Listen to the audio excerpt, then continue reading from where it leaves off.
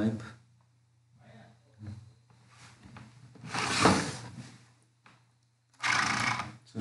नमस्कार। आज एसई का परीक्षार्थीहरूलाई सहयोग गर्ने उद्देश्यले खादबारी नगरपालिकाद्वारा सञ्चालित अनलाइन कक्षामा एसई का परीक्षार्थीको सहज वातावरण बनाउन सञ्चालित अनलाइन कक्षामा म गणित विषयको सहजीकरणका लागि आज पनि उपस्थित भइसकेको छु। शुभ प्रभात, नमस्कार। म महेन्द्र माध्यमिक विद्यालयको शिक्षक, गणित विषयको शिक्षक र प्राविधिक मित्र हामी यहाँ उपस्थित भइसकेका छौँ। आज हाम्रो छलफलको विषय रहेको छ मनी एक्सचेन्ज र ट्याक्स प्रफिट एन्ड लससँग सम्बन्धित विषयवस्तु हामी चाहिँ आज पस्कन गइरहेका छौँ। वास्तवमा यो विषय अलिकति महत्त्वपूर्ण, अलिकति जटिल, अलिक व्यापक विषयको रूपमा विद्यार्थीहरूले लिएको पाउँछौँ हामी र अलिक घुमाएर सोधे जस्तो देखिन्छ यी प्रश्नहरू। अब यसमा चाहिँ विद्यार्थीले विशेष गरी अलिक बुझेर नै प्रश्नलाई समाधान गर्ने तयारी गर्नु आवश्यक हुन्छ। त्यसैले केही आधारभूत कुराहरूको बारेमा छलफल गर्दै केही उदाहरणहरूको बारेमा आज हामी छलफल गर्नेछौँ। सर्वप्रथम त ट्याक्स एन्ड मनी एक्सचेन्ज भन्ने युनिट छ। शीर्षक कर तथा मुद्रा विनिमय भने पनि त्यहाँ चाहिँ नाफा, नोक्सान, कमिसन, करका कुराहरू सबै संलग्न भएको समावेश गरिएका प्रश्नहरू सोधिएको पाइन्छ। त्यसकारण गणितको वास्तवमै अङ्कगणितको सार रूप चाहिँ यो पाठले बोकेको हुन्छ, महत्त्वपूर्ण पाठ रहेको हुन्छ। यसका लागि केही आधारभूत नियमहरू विद्यार्थीले सम्झनु आवश्यक हुन्छ। यसमा जम्मा 7 अङ्कको, विशेष गरी 7 अङ्कको अङ्कभार बोकेको युनिट हो यो। यसमा एउटा धेरै छोटो, भेरी सर्ट क्वेसन, 1 मार्क्सको क्वेसन, यसले चाहिँ साधारण सूत्र, सम्बन्ध, परिभाषा लेख्ने वा कहिलेकाहीँ चाहिँ केही सानो समस्या समाधान गर्ने गरेको दिएको हुन्छ, तर त्यसले पनि परीक्षण चाहिँ विद्यार्थीहरूको ज्ञानलाई नै परीक्षण गर्ने गरेको एउटा क्वेसन हुन्छ। अर्को प्रश्न त्यो 1 को ए मा सोध्ने गरिन्छ र अर्को क्वेसन नम्बर 4 को ए मा सोध्ने एउटा सर्ट क्वेसन हुन्छ। त्यो चाहिँ मूल्य अभिवृद्धि कर, भ्याट, भ्यालु एडेड ट्याक्स अथवा कुनै कर अथवा मनी एक्सचेन्ज सम्बन्धी समस्याहरू सोधेको हुन्छ। 2 मार्क्सको एउटा क्वेसन। अर्को एउटा क्वेसन नम्बर 12 अथवा 21 मा अथवा त्यो चाहिँ ब्याजको पार्टसँग अल्टरनेटिभ क्वेसनको रूपमा सोधेको हुन्छ। क्वेसन नम्बर 12 वा 21 मा, विशेष गरी 12 नम्बरमा सोध्छ। 4 नम्बरको क्वेसन नै बढी मात्रामा यो पाठबाट सोध्ने गर्छ। यहाँ चाहिँ अब नाफा, नोक्सान, छुट, कर समावेश भएका र कहिलेकाहीँ मुद्रा विनिमयसँग सम्बन्धित पनि समस्या हुन्छ। प्रायः क्वेसनको प्याटर्न हेर्दा मुद्रा विनिमय सम्बन्धी चाहिँ 2 मार्क्सको सर्ट क्वेसन र नाफा, नोक्सान, छुट, कमिसन, कर, भ्याट जोडिएको क्वेसन चाहिँ लङ क्वेसनमा सोधेको पाइन्छ। तथापि हामीले सबै कुरामा विद्यार्थी भाइ बहिनीहरूले तयारी रहनुपर्ने हुन्छ। हामी त्यही अनुसार विद्यार्थीहरूलाई तयारी रहनलाई आफ्नो अध्ययनलाई निरन्तरता दिने पनि म अनुरोध गर्दछु।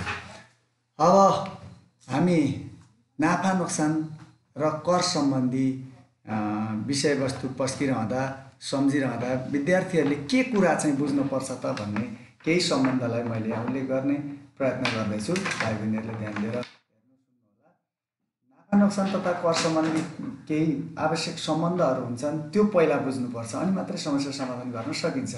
यस अन्तर्गत हामीले कुनै पनि कारोबारमा, क्रय विक्रयको कारोबारमा नाफा भयो, नोक्सान भयो, जुनसुकै अवस्था पनि हुनसक्छ। जे अवस्था भए पनि नाफा वा नोक्सानको प्रसङ्ग आउने बित्तिकै सबैभन्दा इम्पोर्टेन्ट कुरा भनेको त्यहाँ क्रय मूल्यको रिलेसन हुन्छ। त्यसैले नाफा र नोक्सानको रिलेसन क्रय मूल्य, कस्ट प्राइस, सिपीसँग रहन्छ। जस्तो कुनै व्यक्तिले कुनै क्वेसन सोध्न सक्छ, एउटा सामान 1000 मा बेच्दा नाफा, एउटा बोर्ड मार्कर 1000 मा बेच्दा नाफा भयो कि नोक्सान भयो भनेर सोद्धा, बोर्ड मार्कर हो, सानो चिज हो, यसलाई चाहिँ 1000 मा बेच्दा कहाँ त्यत्रो पर्छ र नाफा भयो भन्ने उत्तर दिन मिल्दैन, किनकि त्यो कतिमा किनिएको थियो त। त्यो क्रय मूल्य सबभन्दा इम्पोर्टेन्ट हुन्छ। त्यसैले नाफा वा नोक्सानको रिलेसन सिपीसँग हुन्छ। यो रिलेसन किन सम्झनुपर्छ त भन्दा नाफा नोक्सान कर छुट यस्ता टर्मिनोलोजीहरूको चाहिँ पर्सेन्टेजमा भ्यालु दिएको हुन्छ। त्यो पर्सेन्टेज हटाउनलाई केबाट के को हेल्पबाट के को सहायताले हटाउने भन्दा त्यो चाहिँ रिलेसन जान्नुपर्छ। त्यसैले नाफा वा नोक्सानको पर्सेन्ट देखियो भने त्यो पर्सेन्ट हटाउनु पर्यो र वास्तविक मान निकाल्नु पर्यो भने कस्ट प्राइस चाहिन्छ। त्यसैले नाफा नोक्सानको सम्बन्ध सिपीसँग हुन्छ। अर्को डिस्काउन्ट छुट, त्यसको सम्बन्ध चाहिँ अङ्कित मूल्यसँग हुन्छ। र अङ्कित मूल्य भनेको के हो त भन्दा कहिलेकाहीँ 1000 मा किनिएको वस्तुमा 10% छुट दिएर बेचियो भन्न सक्छ। अनि 1000 मा किनिएको भनेपछि कस्ट प्राइस होला भनेर विद्यार्थीले आकलन गर्न सक्नुहुन्छ, तर त्यो गलत हुन्छ। किनकि किनेको भन्दैमा क्रय मूल्य नहुन सक्छ, त्यसलाई मार्क प्राइस भनियो। किन भन्दा यदि कुनै पनि वस्तुको मूल्य जेसुकै नामको मूल्य भए पनि यदि त्यो मूल्यमा डिस्काउन्ट दिइन्छ भने डिस्काउन्ट दिनुभन्दा अगाडिको मूल्य जे नाम भए पनि त्यसलाई हामी मार्क प्राइस भन्छौँ, लेबल्ड प्राइस पनि भन्छौँ, जे होस् अङ्कित मूल्य भनिन्छ। त्यसैले जे नामको मूल्य भए पनि यदि त्यसमा छुट दिनुभन्दा पहिलाको मूल्य रहेछ भने त्यसलाई हामी अङ्कित मूल्य भन्छौँ। र छुटका लागि सधैँ अङ्कित मूल्य चाहिन्छ, अथवा छुटको प्रतिशत रहेछ भने त्यो प्रतिशत हटाउनका लागि अङ्कित मूल्य मार्क प्राइस चाहिन्छ। यदि रहेनछ भने अब हामीले कुनै भेरिएबल मानेर पनि हटाउनु पर्ने हुनसक्छ, त्यो पछि हामी उदाहरणमा छलफल गर्नेछौँ। अर्को कुरा रह्यो कर। कुनै करहरू हुनसक्छ, मूल्य अभिवृद्धि कर हुनसक्छ। त्यो कर चाहिँ करको लागि हामीले एक्चुअल प्राइस वास्तविक मूल्य चाहिन्छ। एक्चुअल प्राइसलाई सेलिङ प्राइस पनि भन्ने गरिन्छ कतिपय अवस्थामा। जे होस् एक्चुअल प्राइस भनेको के हो त भन्दा हामीले कसरी बुझौँ भन्दा अहिले मैले यहाँ एपी लेखे पनि त्यसलाई एसपी लेखेर पनि सम्झन सकिन्छ। सङ्केतहरू एब्रिभिएसन भनेको जे पनि प्रयोग गर्दा हुन्छ, तर हामीले बुझ्नु चाहिँ पर्यो कि वास्तविक मूल्य भनेको के हो त भन्दा कुनै पनि वस्तुको अङ्कित मूल्यमा छुट दिइसकेपछि त्यो छुट घटाएपछि जति मूल्य वस्तुको मूल्य कायम हुन्छ त्यो वस्तुलाई पर्ने मूल्य त्यो चाहिँ वास्तविक मूल्य हुन्छ। यसलाई विक्रय मूल्य पनि भनिन्छ। कस्तो बेलामा त भन्दा यदि कर लाग्दैन भने अङ्कित मूल्यमा छुट दिएपछि पर्ने मूल्य नै विक्रय मूल्य हुन्छ, त्यो सेलिङ प्राइस हुन्छ। यदि कर लाग्ने भयो भने चाहिँ त्यो वस्तुलाई पर्ने वास्तविक मूल्य मात्रै हुन्छ, त्यो छुट घटाएपछि आउने मूल्य। त्यसैले छुट घटाएपछि आउने मूल्यलाई हामी वास्तविक मूल्य भन्छौँ। यसका लागि हामीले यो करको भ्यालु निकाल्नु पर्यो, करको पर्सेन्टेज हटाउनु पर्यो भने एक्चुअल प्राइस हुन्छ। त्यसैले करको सम्बन्ध एक्चुअल प्राइससँग हुन्छ। अब यो नाफा नोक्सान कर अथवा करसँग सम्बन्धित समस्या आयो भने ती समस्याहरूको यी तीनटा सम्बन्धलाई हामीले सम्झ्यौँ भने अलि सजिलो हुन्छ। सम्बन्ध त धेरै छन्, त्यसमध्येमा नि अत्यावश्यकलाई मैले मात्रै प्रस्तुत गर्ने जमर्को गरेको छु। यी नै सबै थोक त होइन, तर यति भयो भने पुग्छ भन्ने मैले विद्यार्थी भाइ बहिनीहरूलाई चाहिँ यो सल्लाह दिन चाहन्छु। अब समाधान गर्नु पर्यो, त्यस्ता क्वेसनहरू आउँछन्, नाफा नोक्सान करसँग सम्बन्धित समस्याहरू आउँछन्। त्यस्तो समस्या समाधान गर्न हामीले कुन स्टेपहरू फलो गर्यो भने जस्तो प्रश्न आए पनि त्यो स्टेपको आधारबाट अगाडि जान सक्छौँ भनेर मैले एउटा आइडिया दिने प्रयत्न गरेको छु। पहिलो, सम्बन्ध अनुसार त्यो रिलेसन हामीले अघि भनेको रिलेसन, नाफा नोक्सानलाई सिपी चाहिन्छ, डिस्काउन्टका लागि एमपी चाहिन्छ र भ्याट अथवा ट्याक्सको लागि चाहिँ एक्चुअल प्राइस चाहिन्छ। त्यो रिलेसन सम्झिएपछि त्यो सम्बन्ध अनुसार चाहिने मान सिपी वा एमपी वा एपी जे चाहिएको छ त्यो पर्सेन्ट के को दिएको छ, त्यो हटाउनलाई चाहिने सम्बन्ध अनुसारको मान दिएको छ कि छैन त्यो यकिन गर्नु पर्यो। यदि दिएको छ भने त सजिलो गरी त्यो पर्सेन्ट हटिहाल्छ, दिएको छैन भने त हामीले त्यो पर्सेन्ट हटाउनलाई त्यो मान चाहियो नि। त्यसैले त्यो मान चाहिँ मान्नुपर्ने पनि हुनसक्छ। त्यसकारण हाम्रो लक्ष्य के हो, विद्यार्थी भाइ बहिनीहरूले एउटा टार्गेट के लिने भन्दा हरेक कुरामा प्लान चाहिन्छ। त्यो टार्गेट के लिने भन्दा हामीले नाफा नोक्सान कमिसन करसँग सम्बन्धित प्रश्न देख्यौँ भने त्यहाँ कुनै पर्सेन्टेज भ्यालु दिएको रहेछ भने हाम्रो टार्गेट भनेको त्यो पर्सेन्टेजलाई हटाएर त्यो पर्सेन्टेजको वास्तविक मान निकाल्ने। जस्तै नाफाको प्रतिशत रहेछ भने वास्तविक नाफा निकाल्ने, नोक्सानको प्रतिशत रहेछ भने वास्तविक नोक्सान निकाल्ने, नोक्सान रकम निकाल्ने, छुटको प्रतिशत रहेछ भने छुट रकम निकाल्ने, करको प्रतिशत भ्याटको प्रतिशत रहेछ भने भ्याट रकम निकाल्ने। त्यो पर्सेन्ट हटाएर वास्तविक मान निकाल्नका लागि त्यो सम्बन्ध भएको मान चाहिन्छ। त्यो मान छ कि छैन यकिन गर्ने पहिलो। दोस्रो, अब त्यो सम्बन्ध अनुसार प्रतिशत हटाएर वास्तविक मान निकाल्ने। जस्तै छुटको पर्सेन्ट रहेछ 10% छुट भनेको रहेछ भने त्यो पर्सेन्ट हटाएर वास्तविक छुट रकम निकाल्ने दोस्रो काम हो। तेस्रो काम सूत्र लगाउने। अब सूत्र भनेको चाहिँ धेरै सूत्रहरू छन्। तीमध्येमा मैले यहाँ चाहिँ केही सूत्र मात्रै पस्कने जमर्को गरेको छु जो अत्यावश्यक छन्। धेरै सूत्र छन्, त्यसमध्येमा नर्मल फर्मुला हो यो। नाफा कति बेला हुन्छ त? नाफा equal to CP minus SP, नोक्सान equal to SP minus CP, loss equal to भनेर विद्यार्थीहरूले भोग्ने हाम्रो एउटा प्रचलन छ। त्यसलाई नसम्झौँ, त्यसरी नसम्झौँ, फर्मुलालाई बुझौँ। नाफा कति बेला हुन्छ आफैलाई परेको समस्या सम्झौँ। नाफा कति बेला हुन्छ भन्दा कुनै वस्तु किनेर बेच्दाखेरि नाफा वा नोक्सान हुन्छ। त्यो मध्ये किन्दा थोरैमा किन्ने हो अनि बेच्दा चाहिँ धेरैमा बेच्यो। यहाँ मैले यहाँ कमजोर भएको महसुस गरेँ यो स्लाइडमा, यो फर्मुलामा। नाफा यो चाहिँ नोक्सान हो। नोक्सान चाहिँ कति बेला हुन्छ त भन्दाखेरि लस चाहिँ कति बेला हुन्छ र प्रफिट कति बेला हुन्छ भन्ने कुरामा हामी क्लियर हुनुपर्छ। यो क्रय मूल्य धेरैमा किन्यो अनि थोरैमा बेच्यो भने यहाँ कमजोरी भइरहेको छ, नोक्सान हुन्छ। यो चाहिँ नोक्सान हुन्छ, लस हुन्छ त्यति बेला। त्यसैले भाइ बहिनीहरूले यो लस हुने अवस्था चाहिँ कति बेला हुन्छ भन्दाखेरि हामीले धेरैमा किनेका थियौँ, थोरैमा बेच्यौँ, त्यो बेलामा हाम्रो नोक्सान हुन्छ। त्यसकारण हामीले यो चाहिँ सम्झिनुपर्छ। फर्मुला घोक्ने भन्दा पनि हामीले चाहिँ त्यो रिलेसनलाई सम्झ्यो भने अलि सजिलो हुन्छ। त्यसकारण हामी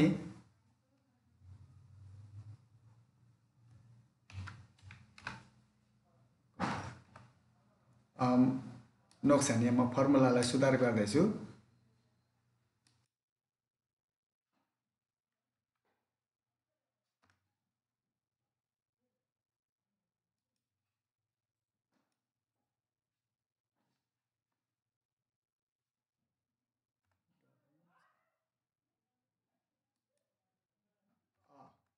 अब बुझौँ, यदि हामीले किनेको मूल्य भन्दा बेचेको मूल्य बढी भयो भने त्यति बेला हामीलाई नाफा हुन्छ।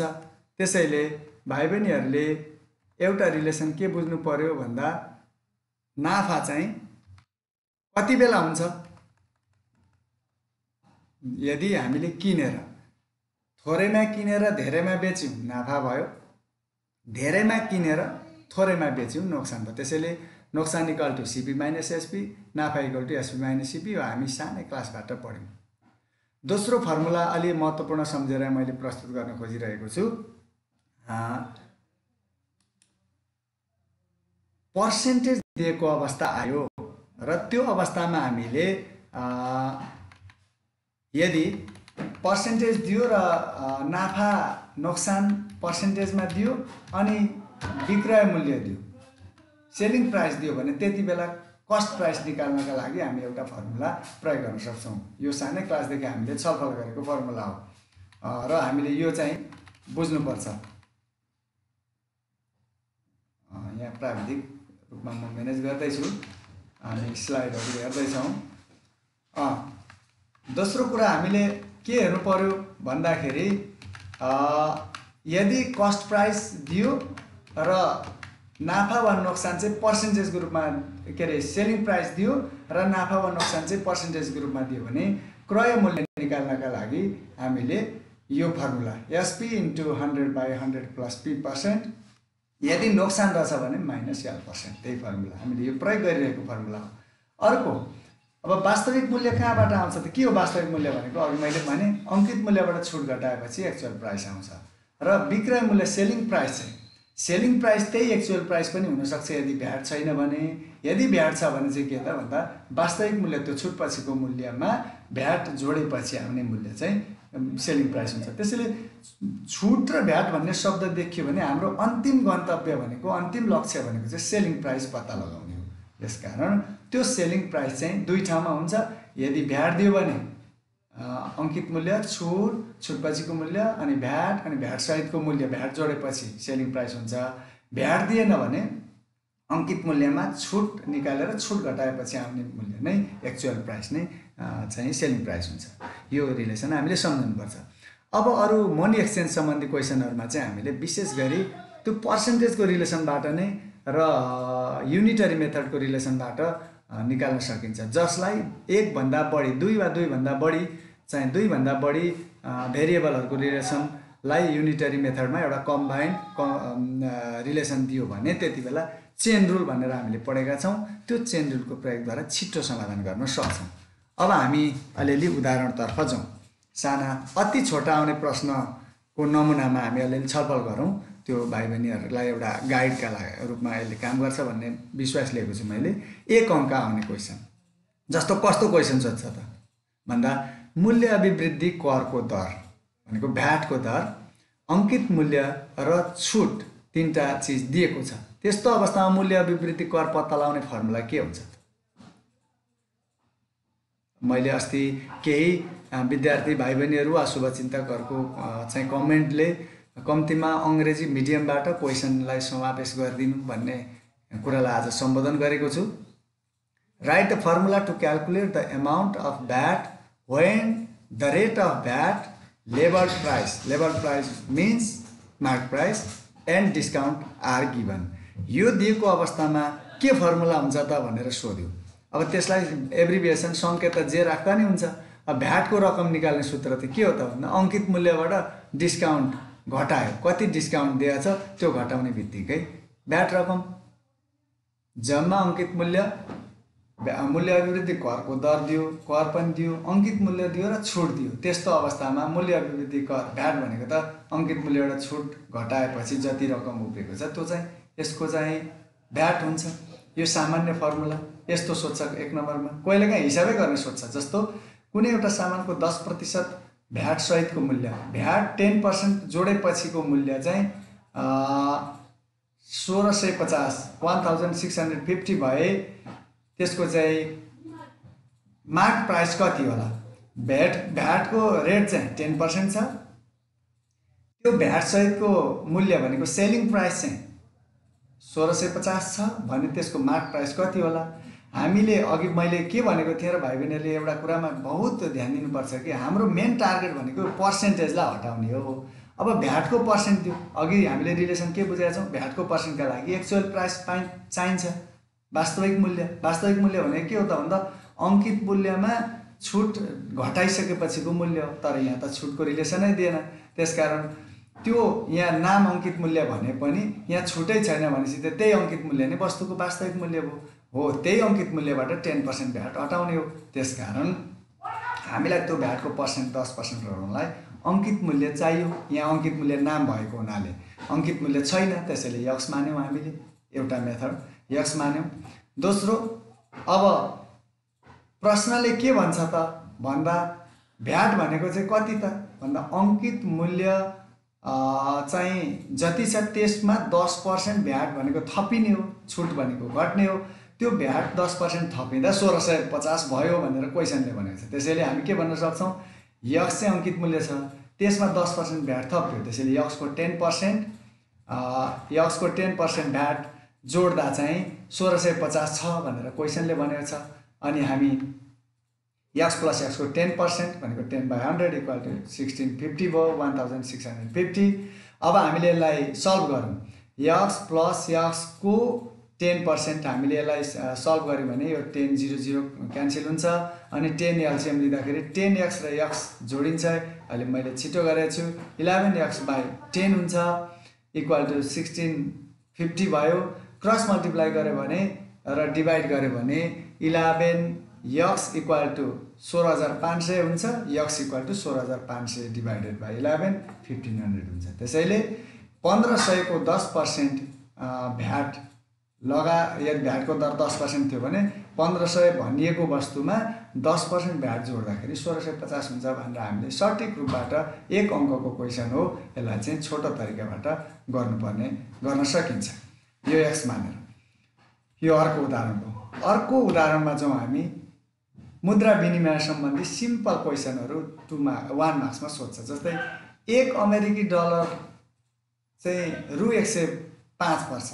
1 अमेरिकी डलरको रु 105 का दरले रु 78,750 को कति डलर होला भन्यो। यहाँ दुईटा मुद्राको रिलेसन दियो, एउटा अमेरिकी डलर एउटा नेपाली रुपैयाँ। Using the rate of ₹105 per US dollar, एक US डलरलाई 105 रुपिस पर्छ भने 78,750 नेपाली रुपैयाँ छ भने कति मुद्रा डलर, कति अमेरिकी डलर लिन सकिन्छ भन्ने क्वेसन छ। यो युनिटरी मेथडबाट हामीले गर्ने हो। हामीलाई के दिएको छ त यहाँ भन्दा 105 रुपियाँ भनेको एक अमेरिकी डलर, मतलब एक अमेरिकी डलर बराबर 105 रुपियाँ छ भने यसलाई हामीले चाहिँ यहाँ नेपाली रुपियाँ दिएको छ, डलर चाहिँ पत्ता लगाउनु पर्ने भएको हुनाले दिएको 105 अगाडि र 1 डलर पछाडि राख्यौँ। अब युनिटरी मेथड अनुसार हेर्ने हो भने 105 रुपियाँ भनेको 1 डलर हुन्छ भने 1 रुपियाँ भनेको युनिटरी 1 को भ्यालु निकाल्यो। 105 रुपियाँमा 1 डलर साट्न सकिन्छ भने 1 रुपियाँ मात्रै भयो भने त कम हो। त्यसैले प्रत्यक्ष रिलेसन डाइरेक्ट भेरिएसन अनुसार चाहिँ 1 को मुनि 105 को डिभाइड गर्यो, 1 रुपियाँ बराबर चाहिँ कम हुन्छ, 1 का मुनि 105 भयो। त्यसमा हामीले कतिको साट्नु छ 78,750, त्यसको चाहिँ 78,750 रुपियाँ भनेको त पक्कै बढी डलर हुन्छ। त्यसैले हामीले यहाँ मल्टिप्लाई गर्यौँ, कति हुँदो रहेछ त भन्दा 1 का मुनि 105 इन्टु 78,750 गर्दा डिभाइड गर्दा 750 आउँछ। त्यसैले 105 रुपियाँ बराबर 1 डलरका हिसाबले 78,750 रुपियाँ नेपाली रुपियाँ छ भने त्यसबाट हामी 750 डलर साट्न सक्छौँ भने नर्मल युनिटरी मेथडको रिलेसन हो। किन भन्दा यहाँ दुईवटा मात्रै भेरिएबल छ, एउटा अमेरिकी डलर एउटा नेपाली रुपियाँ। त्यसैले यसलाई डाइरेक्ट युनिटरी मेथडबाट गर्न सकिन्छ। तर कहिलेकाहीँ एकभन्दा बढी रिलेसन दियो भने चाहिँ त्यस्तो बेलामा डबल युनिटरी मेथडका स्टेपहरू फलो गर्दा त्यसलाई सठिक रूपबाट चाहिँ चेन रुलबाट गर्न सकिन्छ। त्यो हामी पछि छलफल गर्छौँ। अब 2 अङ्क आउने प्रश्नतिर जाउँ त हामी। 2 अङ्क आउने सर्ट क्वेसनमा कस्तो क्वेसन सोध्छ, त्यहाँ मुद्रा विनिमय, त्यहाँ नाफा नोक्सान, त्यहाँ भ्याट, त्यस्ता विभिन्न खालका रिलेसनको क्वेसन सोध्छ। त्यसमध्येमा हामी केही उदाहरण छलफल गरौँ। यहाँ एउटा क्वेसनमा हामी छलफल गरौँ। एउटा घडी छ, घडीको अङ्कित मूल्य मार्क प्राइस चाहिँ 600 छ। अब नयाँ वर्षको अवसरमा चाहिँ 10% छुट दिएको रहेछ, अफर रहेछ, 10% अफर भए त्यो घडीको वास्तविक मूल्य कति पर्ला भनेको 600 भनेको थियो, 10% छुट भन्यो भने कति पर्ला भन्ने व्यवहारिक एउटा क्वेसन सोध्यो। यहाँ mark price of a watch is 600 rupees, discount 10% is given on the occasion of new year, what is the actual price of the watch. त्यो यो प्रश्नलाई हामीले अब के हेरौँ। यहाँ यसलाई मैले दुईवटा तरिकाले प्रस्तुत गर्ने गइरहेको छु। एउटा विद्यार्थी छिटो पनि खोज्छ, छिटो पनि गर्नुपर्छ, हाम्रो अन्तिम लक्ष्य भनेको त छिटो समाधान गर्ने हो। तर पहिला चाहिँ मेथडमा जाउँ। अघि मैले भनेको रिलेसनलाई प्रयोग गर्ने मेथड मैले पहिले प्रयोग गर्न खोजेँ। हाम्रो यहाँ के दियो त भन्दा 600 रुपियाँ अङ्कित मूल्य, त्यसैले मार्क प्राइस चाहिँ 600 भयो। डिस्काउन्ट चाहिँ छुटको दर, डिस्काउन्ट चाहिँ कति दियो त भन्दा 10% दिएको छ। अब यो 10 हामीले हाम्रो काम के, अघि मैले भने 10% भनेको चाहिँ छुट हो। त्यो छुटका लागि हाम्रो अङ्कित मूल्य चाहिन्थ्यो, रिलेसन त्यसको अङ्कित मूल्यसँग हुन्छ। अङ्कित मूल्य यहाँ दिएको छ, त्यसैले मान्न परेन। 600 को 10% हटाउन सक्छौँ।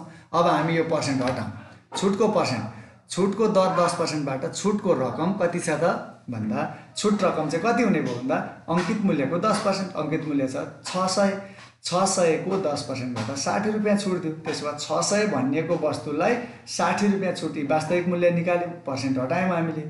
अब पर्सेन्ट हटायौँ, यसको सूत्र लगाइहाल्यौँ भनेको छुट घटाउने हो। त्यसैले छुटपछिको मूल्य कति भयो त एक्चुअल प्राइस, हामीले छुटपछिको मूल्य भन्छौँ यसलाई। यो छुटपछिको मूल्य एक्चुअल प्राइस, तर यहाँ भ्याट नभएको हुनाले त्यही छुटपछिको मूल्यलाई नै हामी विक्रय मूल्य भन्छौँ। त्यसैले यो छुट भनेको व्यापारीले दिने हो, किन्नेले किने पनि व्यापारीका लागि यो सेलिङ प्राइस हुन्छ। त्यसैले 600 रुपियाँ भनिएको वस्तुलाई 60 रुपियाँ छुट दिँदा त्यो वस्तुको मूल्य चाहिँ 600 -60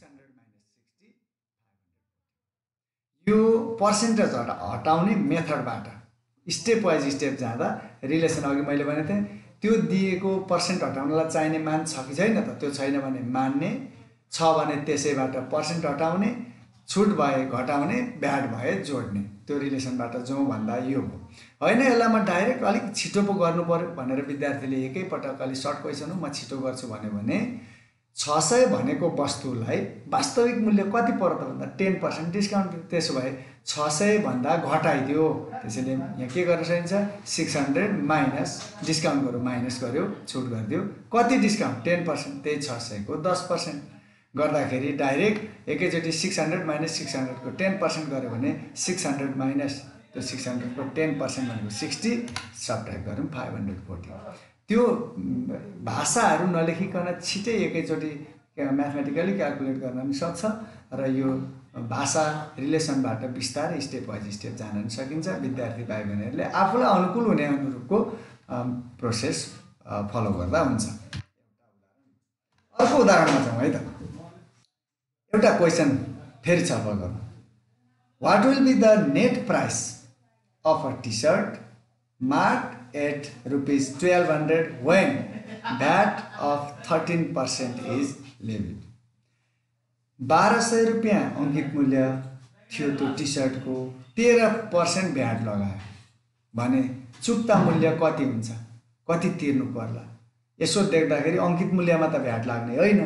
अङ्कित मूल्यमा छुट दिएपछि आउने छुटपछिको मूल्य वास्तविक मूल्यमा भ्याट लाग्ने हो। तर यहाँ छुट नदिएको हुनाले जति अङ्कित मूल्य छ त्यसैमा भ्याट लाग्यो भन्ने अर्थ लाग्यो। त्यसकारण अब यसलाई समाधान गरौँ है त। यहाँ अङ्कित मूल्य मार्क प्राइस कति छ भन्दा 1200 रुपिस। डिस्काउन्ट छैन। डिस्काउन्ट नभएपछि 1200 भन्नु डिस्काउन्ट दिएन भने 1200 नै भयो नि त मूल्य। त्यसैले एक्चुअल प्राइस पनि 1200 नै भयो वस्तुको। वस्तुलाई चाहिँ 1200 तिर्नुपर्ने भयो। अब भ्याट वास्तवमा भाइ बहिनीहरूले एउटा कुरा चाहिँ बुझ्नुपर्छ है। वस्तुको मूल्य भनेको वास्तविक हुन्छ। हामीले कारोबार गर्दा पनि त्यो भ्याटहरू भनेको पहिले वस्तुलाई कति पर्यो त्यो वस्तुको मूल्यको बिल बन्छ अनि त्यो बिल बनेको एमाउन्टमा के वस्तुमा लाग्यो होइन कति एमाउन्टमा कर लाग्यो भन्ने कुरा हुन्छ। त्यसैले भ्यालु एडेड ट्याक्स मूल्यमा लाग्ने कर वस्तुमा होइन। त्यो वस्तुको मूल्य अनुसार बिल बन्छ। बिलको टोटल एमाउन्टमा अनि भ्याट जोडिन्छ। एमाउन्टको 13% नेपालको कन्टेक्स्टमा भ्याट रेट छ। त्यसैले 1200 वस्तुको मूल्य भयो भ्याट लाग्यो 13%। अब 13% भ्याट केमा लाग्यो त भन्दा 1200 मा। अब कति लाग्छ त भ्याटको रकम निकालौँ। त्यो पर्सेन्ट हटाइहाल्नु पर्यो। हाम्रो काम भनेको पर्सेन्ट हटाउने हो अनि त्यसको फर्मुला लाउने हो। ल पर्सेन्ट हटायौँ। 1200 को 13% गर्दा कति हुँदो रहेछ भन्दा 156 रुपैयाँ भ्याट। अब भ्याट त जोडिने हो थपिने हो। 1200 त त्यो वस्तुलाई नै परेको छ टी सर्टलाई। अब 156 चाहिँ सरकारलाई भ्याट तिर्नु पर्यो। त्यसो भए कति तिर्नु पर्यो त त्यो वस्तुलाई भन्दा 1200 रुपैयाँ टी सर्टलाई तिर्नु पर्यो 156 रुपैयाँ भ्याट तिर्नु पर्यो। यसो गर्दा 1356 रुपैयाँ। वस्तुलाई नै चाहिँ 1200 तिर्यो भ्याट तिर्यो 156 गर्दा 1356। अब मैले यदि यो वस्तु किनेको हो भने अन्यथा बेच्दा मेरो पैसा त 1356 पर्यो। त्यसैले मैले यो चाहिँ व्यापारीले यतिमा बेच्यो मैले यतिमा किने भने चाहिँ मेरो लागि 1356 चाहिँ क्रय मूल्य हुन्छ। व्यापारीको लागि चाहिँ यो मूल्य विक्रय मूल्य हुन्छ। त्यसैले यसलाई यो भ्याटहरू छुटहरू चाहिँ व्यापारीले दिने भएको हुनाले यसलाई क्रय मूल्य भन्दा पनि विक्रय मूल्य भन्ने गरिन्छ। सेलिङ प्राइस भन्ने गरिन्छ। अर्को डाइरेक्ट छिटो मेथडमा जाउँ न त भन्दा चुक्ता मूल्य तिर्नुपर्ने ग्राहकले तिर्नुपर्ने मूल्य कति त 1200 त टी सर्टकै मूल्य भयो। त्यसमा भ्याट त थप्यो 13% भ्याट थपिन्छ भन्ने रिलेसन दिएको छ। त्यसै भए 1200 ले त्यो वस्तु आएन 1200 मा थप्यो 1200 प्लस 1200 को 13% भ्याट चाहिँ लगाएको छ। 1200 प्लस 1200 को 13% डाइरेक्ट एकैचोटि हामीले निकाल्ने क्रममा गयौँ भने 1200 प्लस 1200 को 13% यो दुईटा शून्य काट्यो 13 मल्टिप्लाइड बाई 12 गर्यो भने 156 हुन्छ। जोड्दा 1356। त्यसैले यी भाषिक रूपबाट स्टेप वाइज स्टेप गर्ने वा डाइरेक्ट म्याथमेटिकल्ली गर्ने यो विद्यार्थीले आफ्नो क्षमता आफ्नो गर्ने प्रक्रिया कस्तो बानी गरिएको छ त्यही अनुसार जुन विधिबाट गर्दा पनि यो 2 मार्क्सको क्वेसन हामी समाधान गर्न सक्छौँ। यो दोस्रो उदाहरण। अब तेस्रो उदाहरणमा छ। यही 2 मार्क्सकै क्वेसनमा यो मुद्रा विनिमय सम्बन्धीको एउटा क्वेसनलाई हामी उदाहरणको रूपमा छलफल गरौँ न त। यहाँ एउटा क्वेसन छ। यदि 15 पाउन्डसँग पाउन्ड स्टर्लिङ डलर हो यो ब्रिटेनको पैसा बेलायतको पैसा 15 पाउन्डसँग यहाँ सङ्केतमा पनि दिएको हुन्छ भनाइमा पनि दिएको हुन्छ। दुईटै भाषा मैले यहाँ प्रयोग गर्ने कोसिस गरेको छु। 15 पाउन्डसँग $20 साट्न सकिन्छ। 15 पाउन्ड भनेको $20 बराबर हो र $5सँग रु नेपाली रुपियाँ 390 साट्न सकिन्छ। यहाँ 3टा भेरिएबल छ, पाउन्ड एउटा आयो, डलर एउटा आयो र नेपाली रुपियाँ आयो। पाउन्डको रिलेसन डलरसँग थियो, 15 पाउन्ड बराबर $20 भन्यो। अनि फेरि डलरको रिलेसन चाहिँ रु 390सँग थियो, साट्न सकिन्छ भने रु 31,200सँग कति पाउन्ड साट्न सकिन्छ। यहाँ चेन वाइज रिलेसनसिप दिएको छ। पाउन्डको रिलेसन डलरसँग थियो, डलरको रिलेसन रुपियाँसँग थियो, अब घुमेर रुपियाँको रिलेसन चाहिँ पाउन्डसँग निकाल्नु छ। साइक्लिक अर्डरको रूपमा दिएको छ यो। त्यसैले यो चाहिँ चेन हो। एउटा चेन भनेको कस्तो भन्दा सिक्री बाँधिएको हुनुपर्छ। जेबाट साङ्लो बनाउन सुरु गयो, अन्तिमको टुक्रा फेरि फर्स्टको टुक्रासँग बाँधियो भने मात्रै त्यो चेन बन्छ, साङ्लो हुन्छ, त्यसले बाँध्छ। त्यसैले यसलाई अब हामी पहिलो कुरा यहाँ लेखौँ। यहाँ के दियो त भन्दा $15 equal to pound 15 equal to $20 भनेर क्वेसनले दिएको छ। अनि $5 इक्वल टु ₹390 दिएको छ। अब हामीले के निकाल्नु पर्ने छ त? क्वेसनले के सोध्यो भन्दा रु 31,200सँग कति पाउन्ड साट्न सकिन्छ भनौँ। हामी त्यसलाई यक्स भनौँ। हामीले यक्स भने पाउन्ड यक्स। अब चेन रुलको रिलेसन के हो भन्दा यहाँ दिएको यो रुपिज जे क्वेसनले सोध्यो त्यसलाई हामीले यक्स मानिदिउँ। 31,200सँग कति पाउन्ड साट्न सकिन्छ भनेको थियो, 31,200सँग यक्स पाउन्ड साट्न सकिन्छ भनेर मैले यहाँ माने। अब हाम्रो चेनको रिलेसन के हो? चेन रुलको रुल भन्दा रिलेसन भन्दा यो रुपिजबाट यहाँ युनिट के आयो भन्दा पाउन्ड आयो। अब हाम्रो दोस्रो स्टेपमा यहाँ कन्टिन्युअस सिरिज जस्तो यहाँ चाहिँ पाउन्ड नै आउनुपर्छ। यहाँ हाम्रो दिएकोमा कुन छ त पाउन्ड भन्दा पाउन्ड 15 इक्वल टु 20 भनेर दिएको छ, त्यो हामीले लेख्नु पर्यो। पहिले rupees 31,200 equal to pound X मान्यो भने अब यो पाउन्ड यहाँ दोहोरिएको हुनु पर्यो, अनि बाँधियो, यो चेन भयो। अनि पाउन्ड 15 इक्वल टु $20। अब यहाँ डलर आएपछि के आउनु पर्यो त? फेरि यहाँ भन्दा डलरै आउनु पर्यो। $5 इक्वल टु 390। अब हाम्रो दिएको रिलेसन जति सबै कम्प्लिट भयो। अब हाम्रो चेन रुल कम्प्लिट पुरा भयो कि भएन त भन्ने कुरा कहाँबाट परीक्षण गर्ने भन्दा हामीले के युनिटबाट सुरु गरेका थियौँ भन्दा रुपिजबाट। केमा अन्त्य भयो? रुपिजमै बाँधियो, यो चेन बन्यो। जेबाट सुरु गरे त्यसैमा अन्त्य भएपछि चेन रुलको चाहिँ श्रृङ्खला कम्प्लिट हुन्छ। त्यसैले हामीले चेन रुलमा के गरौँ त भन्दा 1-2 भन्दा बढी रिलेसनको चेन रिलेसनसिप दिएको रहेछ भने क्वेसनले जे सोधेको छ त्यसलाई यक्स मानौँ। जस्तो 31,200सँग कति पाउन्ड साट्न सकिन्छ भनेर 31,200सँग यक्स पाउन्ड साट्न सकिन्छ मान्यौँ, हामीले मान्यौँ। त्यस पछाडि यहाँ पाउन्ड आएपछि अब पाउन्ड आउनु पर्यो। त्यो पाउन्ड भएको खोजेर लेख्यौँ। 15 पाउन्ड बराबर $20 हुन्छ। अब यहाँ डलर आयो, त्यसैले डलर भएको रिलेसन खोज्नु पर्यो। यहाँ छ बाँकी $5 बराबर 390। अब चेन रुल अनुसार डाइरेक्ट के त भन्दा यो बराबर अगाडिका सबै भ्यालुहरूको प्रोडक्ट 31,200 × 15 × 5 इक्वल टु उता पछाडिका सबै भेरिएबलहरूको प्रोडक्ट यक्स × 20 × 390। यी सबैको मल्टिप्लाई हामीले प्रोडक्ट चाहिँ इक्वल गरौँ। अब यसलाई सल्भ गरौँ। यक्स मात्र यहाँ राख्यो भने के हुन्छ? यो 20 र 390 त यसको मुनि जान्छ। यक्स इक्वल टु के हुन्छ भन्दा 31,200 × 15 × 5 जुन थियो त्यसको मुनि 20 × 390 जान्छ। यो मल्टिप्लाई गरेर टोटल प्रोडक्टले डिभाइड गरौँ, 300 हुन्छ। यसले के देखियो त भन्दा 31,200 नेपाली रुपियाँसँग 300 पाउन्ड साट्न सकिन्छ भनेर हामी उत्तर दिन सक्छौँ। त्यसैले यो चाहिँ दुईवटा युनिटरी मेथडको रिलेसनलाई सटिक रूपबाट गर्नु पर्यो भने यो चेन रुलको रिलेसन प्रयोग गरौँ। प्रायः 2 अङ्कको क्वेसनमा धेरै चाहिँ यो मुद्रा विनिमय सम्बन्धी र चेन रुल सम्बन्धी क्वेसन सोधेको हुने भएकोले भाइ बहिनीहरूलाई यस्ता अरू अभ्यास पनि प्र्याक्टिस गर्नका लागि म अनुरोध पनि गर्छु। अब अलिकति हामी अर्को विषयमा जाउँ। यही युनिट अन्तर्गत छुट र भ्याट कर समावेश भएका प्रश्न बारेमा छलफल गरौँ। त्यसका लागि पहिले हामीले के जान्नु पर्यो त भन्दा छुट र भ्याट सम्बन्धी जान्न पर्ने केही स्टेप्सहरूको बारेमा फ्यामिलियर हुनु पर्यो। कोसिस गरौँ। यही नै मेथड भन्ने हुँदैन। सटिक फर्मुला लगाएर पनि हामीले गर्ने गरेको पाउँछौँ। विद्यार्थीहरूले, क्षमतावान विद्यार्थीहरूले धेरै स्किप गरेर पनि गरेको पाउँछौँ। नर्मल विद्यार्थीहरूले अलि प्रोसेस गरेको पनि पाउँछौँ। तर पहिला बुझेपछि सकेसम्म सटिक मेथडबाट समाधान गर्न प्रयत्न गर्नुपर्छ। अब यसमा पहिलो छुट र भ्याटमा जाउँ हामी। छुट भनेको, छुटको रिलेसन केसँग हुन्छ त भन्दा मार्क प्राइससँग। भ्याटको रिलेसन छुट पछिको मूल्यसँग हुन्छ। त्यसैले छुट र भ्याट समावेश भएको क्वेसन आयो भने त्यस्तो बेलामा छुटको लागि मार्क प्राइस चाहिन्छ, त्यो छ कि छैन। दिएको छ भने ठिकै छ, त्यही मानबाट हिसाब सुरु गरौँ। दिएको छैन भने कुनै भेरिएबल मान्ने, यो एउटा नियम हुनसक्छ। यो मैले भाइ बहिनीहरूलाई क्लियर बनाउन कोसिस गरेको। यही नियम 100% भने होइन, यसलाई फलो गर्ने कोसिस गरौँ कस्तो हुँदो रहेछ।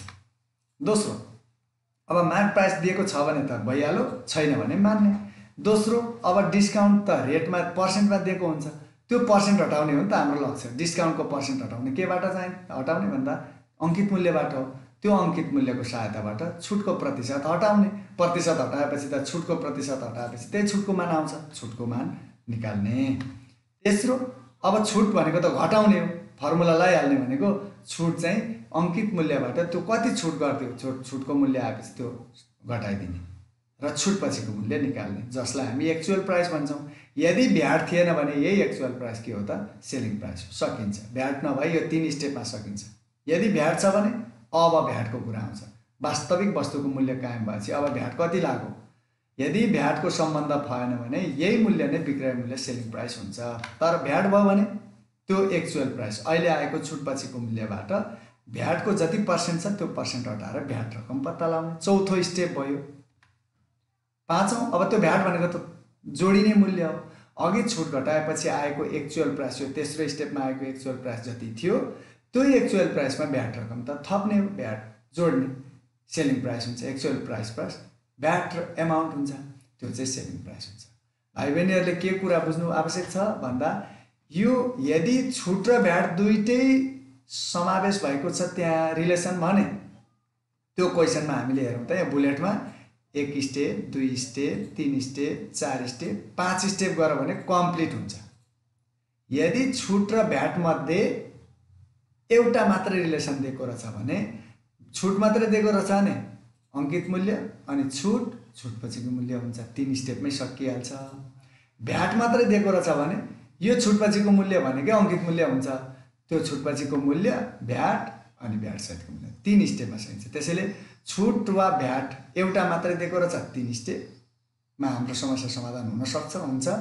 र छुट र भ्याट दुइटै रिलेसन दिएको रहेछ भने यो 5वटा स्टेपहरूलाई हामीले फलो गऱ्यौँ भने जुनसुकै अवस्थाका क्वेसन दिए पनि भाइ बहिनीहरूले समाधान गर्न सक्नुहुन्छ।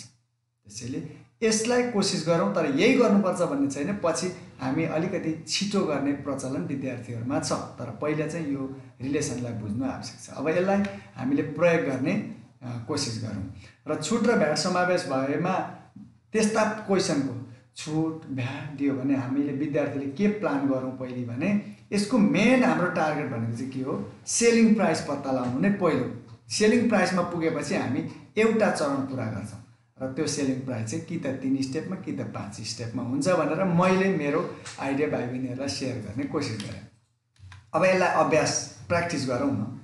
जस्तो अब लामो उत्तर आउने क्वेसनमा यी बढी सोधिएको हुन्छ, यसलाई मैले उदाहरणको रूपमा यहाँ केही बस गर्ने कोसिस गरेँ। एउटा क्वेसनमा जाउँ है त हामी। यहाँ एउटा क्वेसन आयो, एउटा साइकलको अङ्कित मूल्यमा 10% छुट दिएर 13% भ्याट लगाएर बेचियो भनेपछि अङ्कित मूल्य कति हो हामीलाई थाहा छैन, त्यसमा 10% डिस्काउन्ट दियो अनि 13% चाहिँ भ्याट लगायो। यदि भ्याट सहितको मूल्य र छुट पछिको मूल्य बिचको अन्तर चाहिँ 585 छ भने साइकलको त्यो साइकलको अङ्कित मूल्य कति होला पत्ता लगाउनुहोस् भनेर क्वेसन सोध्यो। डिस्काउन्ट रेट पनि दियो, भ्याटको रेट पनि दियो अनि एउटा रिलेसन दियो के त भन्दा भ्याट सहितको मूल्य भनेको सेलिङ प्राइस हो, छुट पछिको मूल्य भनेको छुट घटाएपछि मात्रै आएको भ्याट नजोडेको भनेको एक्चुअल प्राइस हो। हामीले बुझ्दा त्यो दुईटा बिचको डिफरेन्स चाहिँ 585 दियो भने मार्क प्राइस कति होला। हामीलाई के थाहा छ भन्दा पक्कै पनि भ्याटभन्दा पहिले त छुट दिने हो, त्यसैले त्यो पर्सेन्ट दुईटा पर्सेन्ट देखियो, हाम्रो टार्गेटै त्यो पर्सेन्ट हटाउने। 13% भ्याटको पर्सेन्ट हटाउनुभन्दा पहिला त 10% छुट दिएको, त्यसैले त्यो छुटको पर्सेन्ट पहिले हटाउनु पर्यो। छुटको पर्सेन्टका लागि मार्क प्राइस चाहिन्छ। अरू जे सोधेको भयो नि त्यो पर्सेन्ट हटाउन मार्क प्राइस नभएको हुनाले हामीले अङ्कित मूल्य चाहिँ मान्यौँ। अब यो अङ्कित मूल्य चाहिँ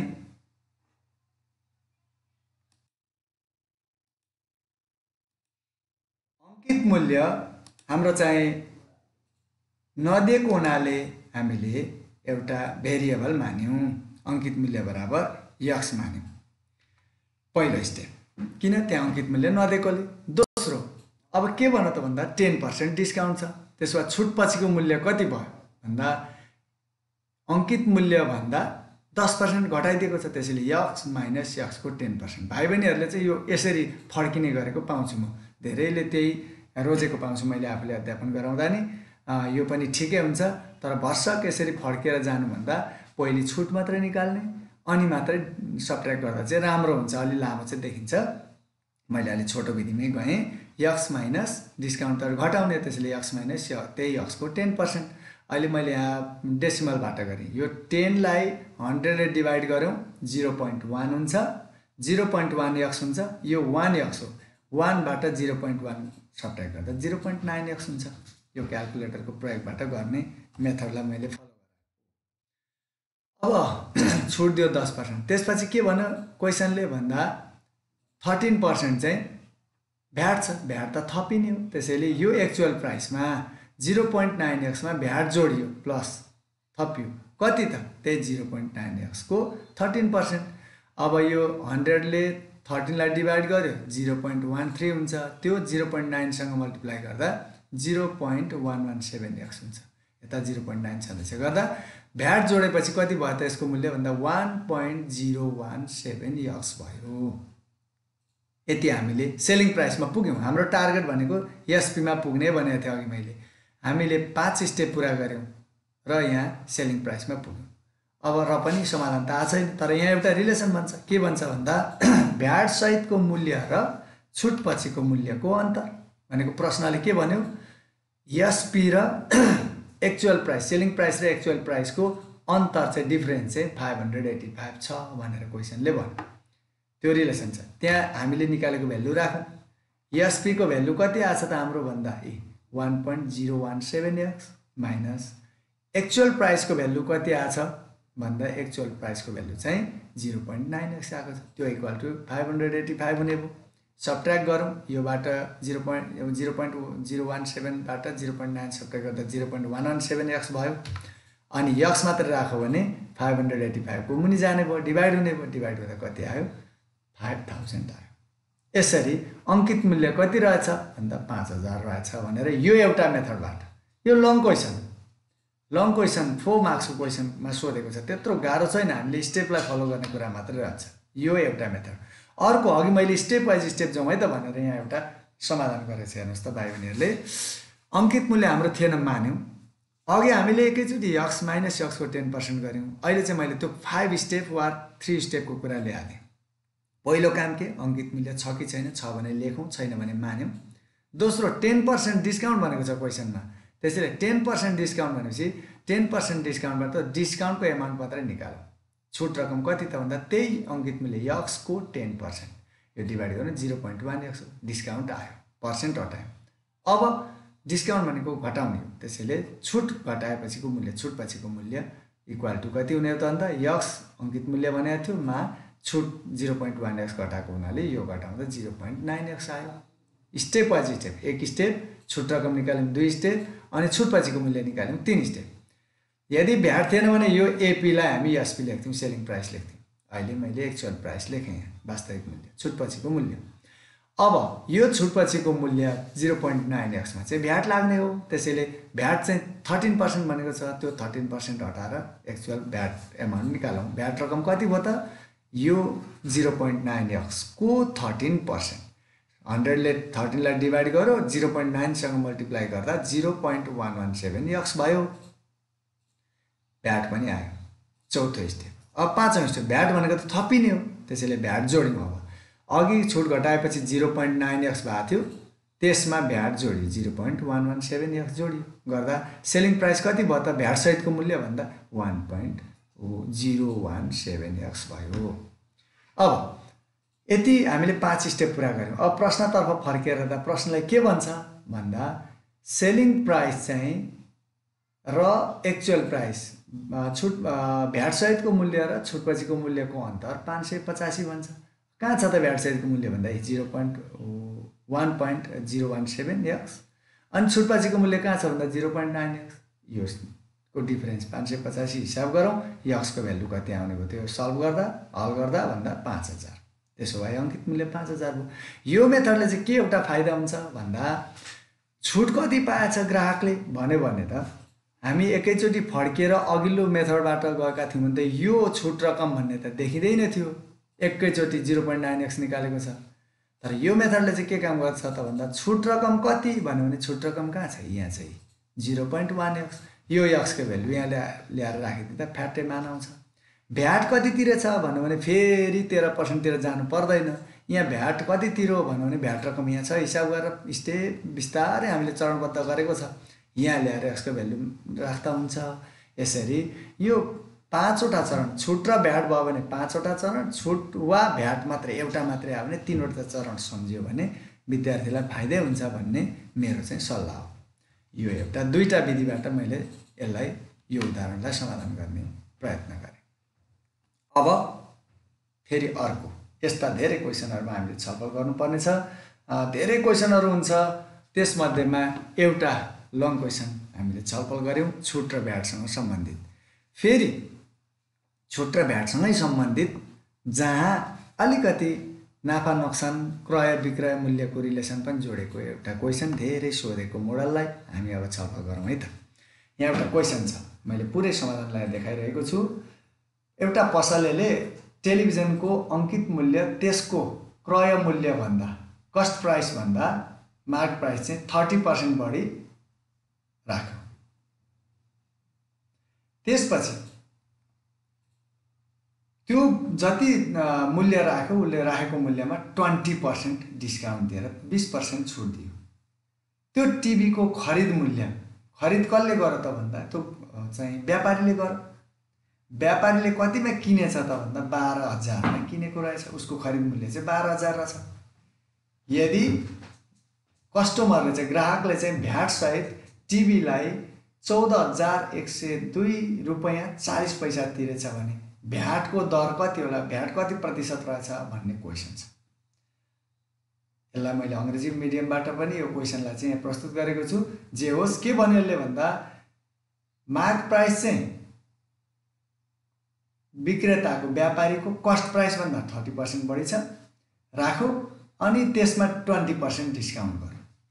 त्यसो गर्दाखेरि अब ग्राहकमा जोडिदा के भयो त भन्दा व्यापारीले 12,000 मा किनेको थियो, ग्राहकले चाहिँ केही भ्याट कति पर्सेन्ट हो भ्याट थाहा छैन, त्यो पर्सेन्ट निश्चित पर्सेन्टको भ्याट जोडेर 14,102 रुपैयाँ 40 पैसा तिरेछ भने भ्याटको दर कति होला भनेर क्वेशन सोधेको छ। अब यहाँ के दियो त पहिला हेर्नु पर्यो।